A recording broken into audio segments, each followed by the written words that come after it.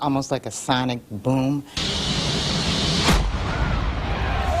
The ground shook, the windows shook. The whole building shook, yeah. Even dust to the floor. Yeah. Oh my God, it just exploded. We have watched these videos dozens of times, and it is still terrifying. Seeing the blast that shook Crocker Park and the intense flames that followed, it's still unbelievable that no one was seriously hurt. But tonight, the recovery is just beginning. We're still waiting to find out exactly how the fire that triggered the blast started, but we do know it was near 2 propane tanks outside the New American Greetings headquarters in Westlake. Lee, those 2 tanks exploded. News Channel 5's Chris Flanagan back out live tonight at Crocker Park. Chris, that blast is having a big impact on other businesses and people who just happen to be nearby. Yeah, Danita, Lee, it certainly is. Today, many businesses and restaurants here at Crocker Park closed early because of the explosion. They, of course, felt an economic impact. But one business I visited tonight also felt an impact from today's explosion, quite literally. This talks, too, about the oxygen that would come into the OR, for our patients. Karen Lawler is a registered nurse who works for a plastic surgeon across the street from Crocker Park.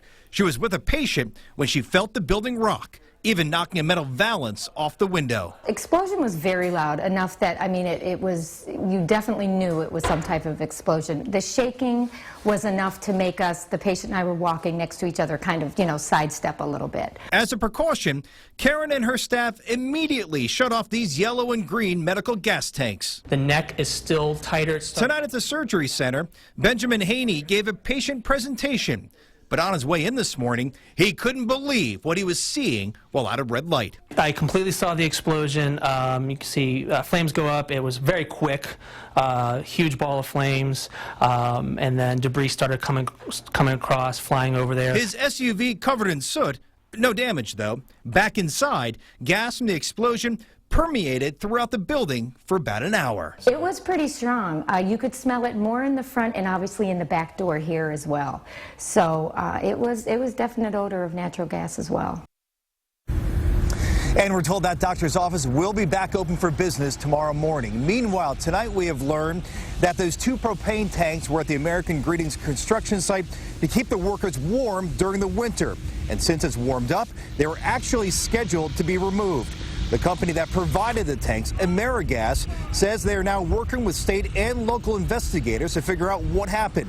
While there have been no issues at the Crocker Park site, a construction worker telling News Channel 5 today that he recently heard the tanks were leaking. Somebody mentioned something about they had some leaks, but they took care of in a couple days past. But So you'd heard about leaks before this? yeah, but this is a pretty safe job. There's a lot of safety guys, and they have strict standards and stuff. American Greetings says they're not sure how today's explosion will affect their move into their new headquarters. They're supposed to move in this summer. In a statement tonight, they said they're very grateful for the firefighters that came out to today's explosion, also that nobody was injured. We're live tonight at Crocker Park. Chris Flanagan, News Channel 5.